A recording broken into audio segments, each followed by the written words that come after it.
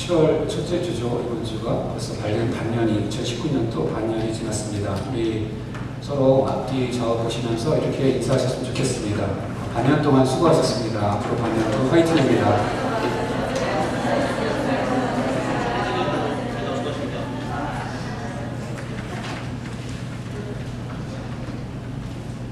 네, 오늘 여러분들이 우리 예배에 방문해 주셔서 함께 예배 드리시는데요. 한번 소개하면서 환영했으면 좋겠습니다. 먼저 한광현 집사님, 정기순 집사님, 콜로라도 드련보에서 오늘 이렇게 방문해 주셨습니다.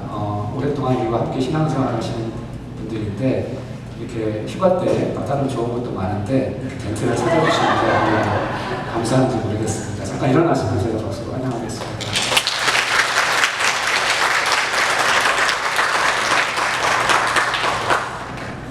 네, 두 분 집사님과 함께 장현석 집사님도 방문해 주셨습니다. 어떻게 잠깐 일어나시면.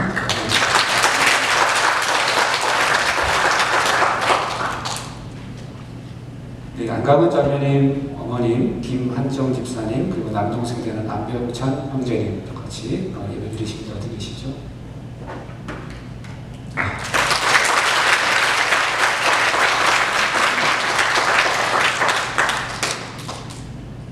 네, 최종환 전도사님과 정은주 사모님 또 방문하셨습니다. 어떻게 계시죠? 잠깐 일어나시면.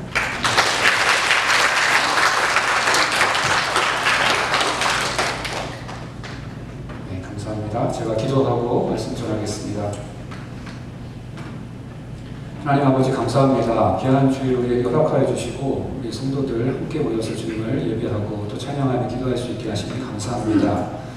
하나님 아버지, 우리가 조금 전에 우리 입술로 고백한 것처럼 거룩하신 하나님을 향하며 또 완전하신 하나님을 향하여 우리의 마음이 나아가기를 원합니다. 하나님 아버지, 모인 각 사람의 심령을 주님께서 주장하여 주셔서 전심으로 주님 앞에 예배드릴 수 있게 하여 주시고 그 예배를 통해서 주님 홀로 영광받아 주시옵소서. 우리 가운데 주님의 은혜를 베풀어 주시고 아버지 하나님, 이 시간 주님으로 인해서 우리 가운데 기쁨과 즐거움이 넘치는 그러한 예배가 되게 하여 주시고 또 주님으로 말미암아 이 예배 이후의 모든 시간도 충만히 채워지는 그러한 은혜가 있게 하여 주시옵소서. 하나님 아버지, 부족한 종이 주님의 말씀을 전합니다. 전하는 자나 듣는 자나 주님의 말씀에 순종하고자 하는 그 마음 가지고 또 전하고 듣게 하여 주시고 아버지 하나님, 말씀을 통해서 우리 삶 가운데 하나님께서 역사하시는 것들 보게 하여 주시옵소서. 감사드리며 예수님의 이름으로 기도하옵나이다. 아멘. 오늘 함께 보실 하나님의 말씀은 잠언 14장 29절입니다. 잠언 14장 29절을 저와 여러분이 함께 한 목소리로 읽겠습니다.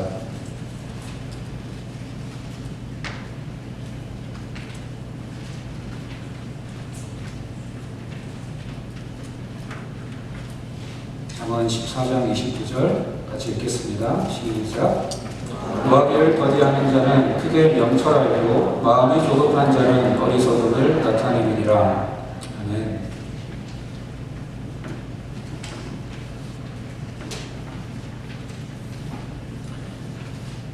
오래전에 나온 미국 영화 중에 세븐이라는 영화가 있었습니다. 지금은 많이 늙었지만 당시만 해도 가장 매력있는 젊은 남자 배우 중에 하나였던 브래드 피트가 주연한 영화였습니다.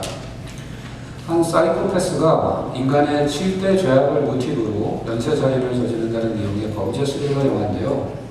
거기 나오는 7대 죄악은 카톨릭에서 7죄종이라고 이름 붙인 분노, 질투, 교만, 탐식, 나태, 탐욕, 세욕을 가리킵니다.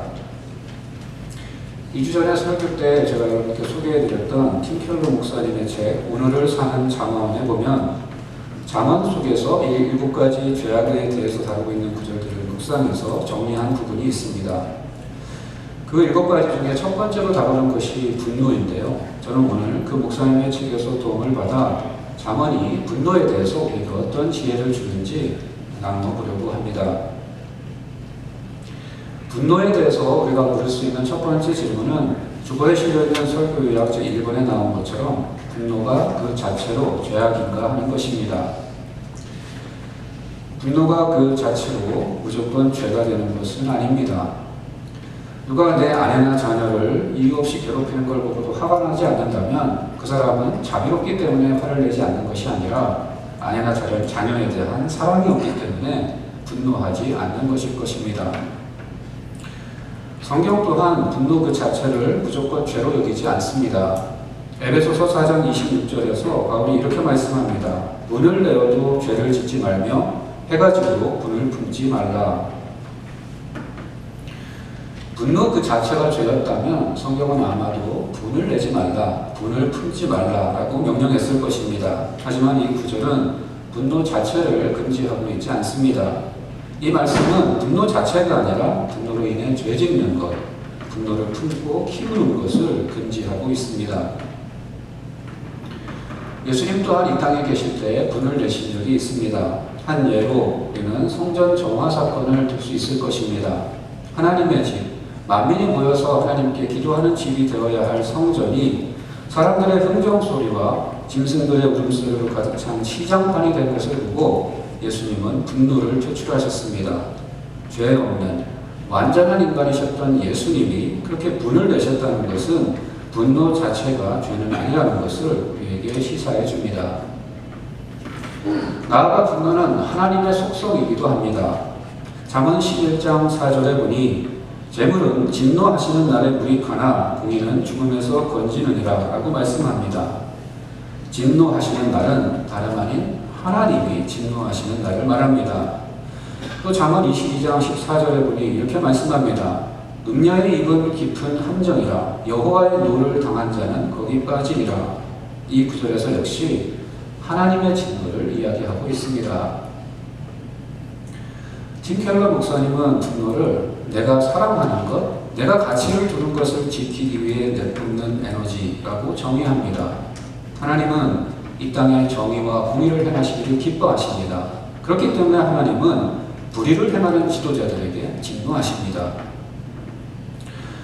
얼마 전 유튜브에서 방탄소년단을 만든 방시혁 씨가 모교 졸업식에 초청되어 축사하는 것을 보았습니다. 축사 중에 방시혁 씨는 자신이 지금의 자기가 된 데에는 그의 분노가 원동력이 되었다고 이야기합니다. 자기가 몸담고 있고 또 자기가 사랑하는 한국 대중음악과 그 종사자들이 편견과 저평가에 시달리고 착취당하는 것에 분노를 느꼈고 바로 그 분노가 원동력이 되어 자기가 한 일에 헌신했고 그러다 보니 BTS를 탄생시킨 성공에까지 이르렀다는 것입니다. 분노가 사랑하는 것을 지키기 위해 뿜는 에너지라면 또 분노가 그 자체로 무조건 죄가 아니라면 그렇다면 분노에 무슨 문제가 있는 걸까요? 예수님도 분노하셨고 하나님도 진노하셨는데 왜 예수님과 하나님의 진노하심은 죄가 아니고 하나님의 형상을 따라 진행하던 우리의 분노는 그토록 쉽게 죄로 이어지는 것일까요? 그것은 타락한 우리가 잘못된 것들을 지나치게 사랑하기 때문입니다. 내 이름과 명예를 소중히 여기는 것은 잘못이 아닙니다. 하지만 만약 내가 그것을 지나치게 사랑하면 매사에 방어적이 되어서는 걸핏하면 분노할 것입니다. 상대방은 전혀 그런 의도를 가지고 이야기하는 것이 아님에도 불구하고 나는 그가 나를 공격하고 비난했다고 생각해 분노한다면 그것은 내가 타락한 내 자아를 지나치게 사랑하기 때문이 아닌가 생각해 보아야 합니다. 돈을 아끼고 귀히 여기는 것은 잘못이 아닙니다. 하지만 만약 내가 그것을 지나치게 소중히 여겨 돈을 사랑하는 지경에까지 이른다면 나는 내 돈을 불리고 지키기 위해 온 에너지를 쏟을 것이요 그러한 나의 의지에 반하는 모든 것에 대해 분노할 것입니다. 내가 아끼는 자식 같은 내 돈을 세금이라고 떼어가는 정부에 대해 분노할 것이요 내 돈으로 낸 세금으로 복지 혜택을 받는 가난한 사람들에 대해 분노할 것이며 내가 번 돈의 10분의 1을 하나님께 드리라고 하는 교회와 목사에 대해 분노할 것입니다. 분노 자체는 죄가 아닙니다. 하지만 타락한 인간 본성으로 인해 우리는 너무나 자주 사랑하지 말아야 할 것들을 사랑하고 덜 사랑해야 할 것들을 지나치게 사랑합니다. 그리고 그렇게 잘못 사랑하는 것을 지키기 위해 에너지를 쏟아내니 그래서 이 인간의 분노는 예수님의 분노, 하나님의 진노와는 달리 문제가 되는 것입니다. 분노 자체가 죄가 아님에도 불구하고 성경이 분노에 대해서 엄숙히 경계하는 것은 분노가 가진 위험성 때문입니다. 잠언 14장 29절은 이렇게 말씀합니다. 노하기를 더디하는 자는 크게 명철하여도 마음이 조급한 자는 어리석음을 나타내느니라. 문맥으로 볼 때 마음이 조급한 자는 성마른 사람, 쉽게 분내는 사람을 가리킵니다.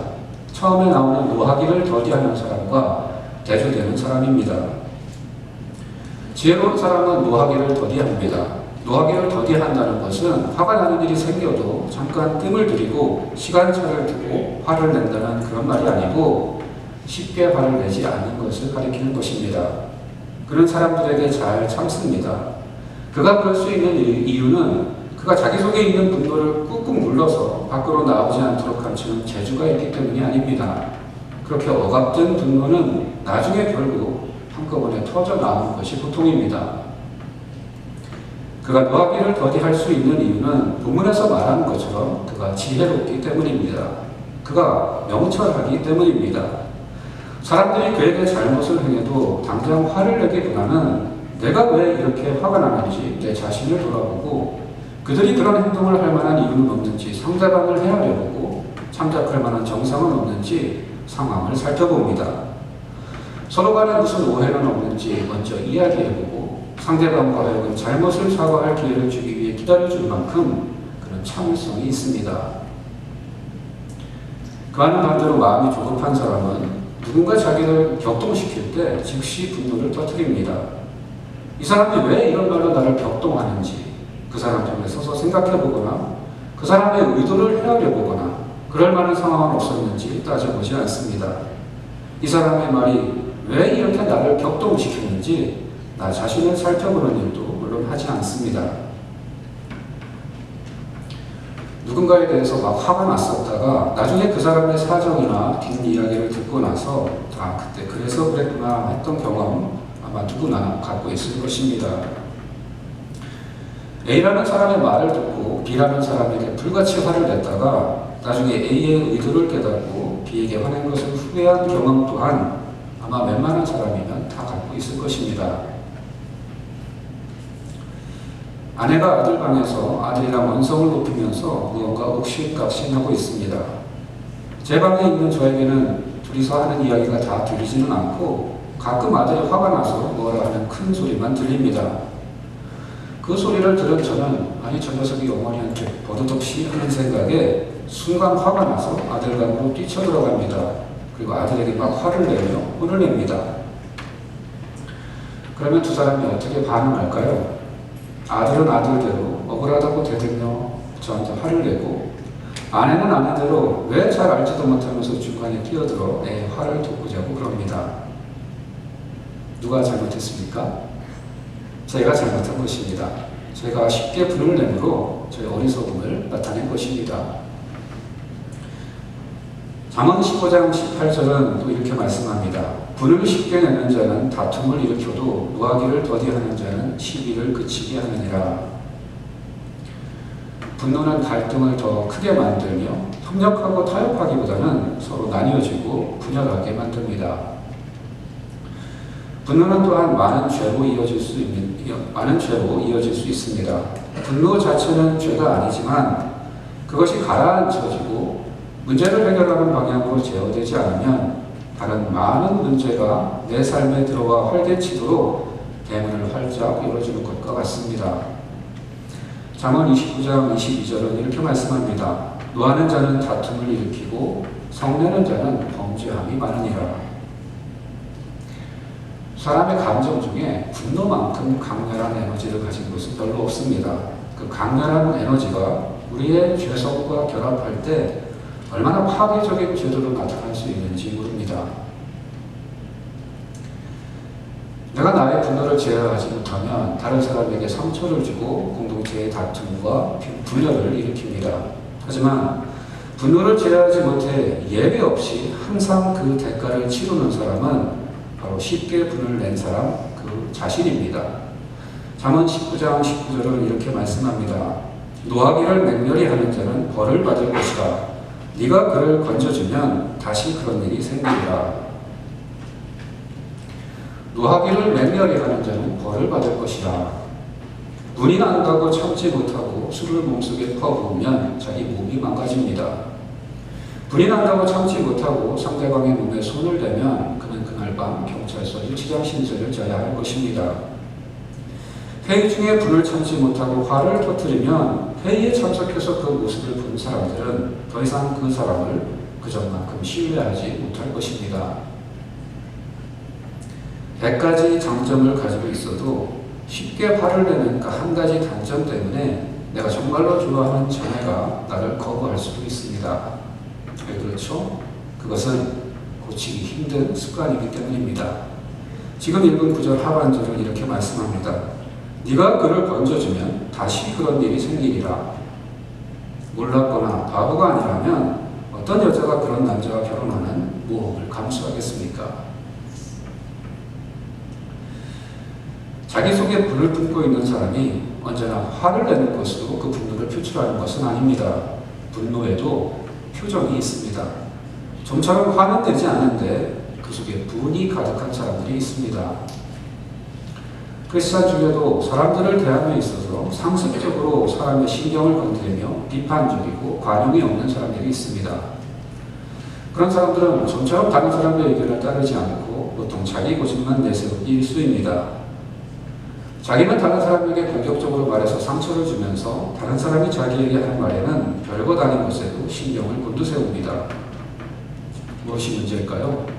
10중 8구 그 사람 속에 있는 분노가 이런 식으로 표출되는 것입니다. 그 사람의 냉정한 표정과 말과 행동 이면에 불같이 타오르는 분노가 숨어 있을 수 있다는 것입니다. 분노는 또한 우울한 표정으로 나타날 수 있습니다. 성경은 자녀를 양육하는 부모에게 이렇게 권면합니다. 아비들아, 너희 자녀를 노엽게 하지 말지니 낙심할까 함이라. 낙심한 자녀, 우울한 자녀의 생기없고 무기력한 말과 행동 뒤편에는 그들의 분노가 자리 잡고 있을 수 있습니다. 권위로 인해서 억압된 분노는 이처럼 우울한 표정으로 나타나기도 합니다. 심지어 분노는 기쁨으로 나타날 수도 있습니다. 분노가 즐거운 표정을 짓고 웃고 있는 것입니다. 어떨 때 분노에게서 그런 표정이 나올까요? 잠언 24장 17절과 18절 말씀입니다. 내 원수가 넘어질 때 즐거워하지 말며 그가 엎드러질 때 마음에 기뻐하지 말라. 여호와께서 이것을 보시고 기뻐하지 아니하사 그의 진노를 그에게서 옮기실까 두려우니라. 나를 불높이 하는 어떤 사람이 슬픈 일이나 실패하거나 아니면 부끄러운 일을 당할 때 그것을 기뻐하는 것을 영어로 글로팅이라고 합니다. 우리말로는 이것을 한 단어로 표현하기가 힘든 것 같습니다. 다른 사람의 불행이나 고통이 나의 행복과 기쁨이 되는 것을 독일어로 샤덴프로이데라고 하는데 고통이라는 뜻의 샤덴과 기쁨이라는 뜻의 프로이데가 한 단어로 결합된 것입니다. A라는 사람이 나를 분노케 합니다. 나는 B라는 사람을 격동시켜 그로 하여금 A에게 분을 내게 합니다. 그리고 그렇게 B가 A에게 화내는 모습에 대리만족을 느끼며 입가에 미소를 띱니다. 내 얼굴은 웃고 있지만 사실 그것은 내 분노가 표출된 것입니다. 분노가 즐거운 표정을 지으며 웃고 있는 것입니다. 성경이 그러지 말라고 말씀하십니다.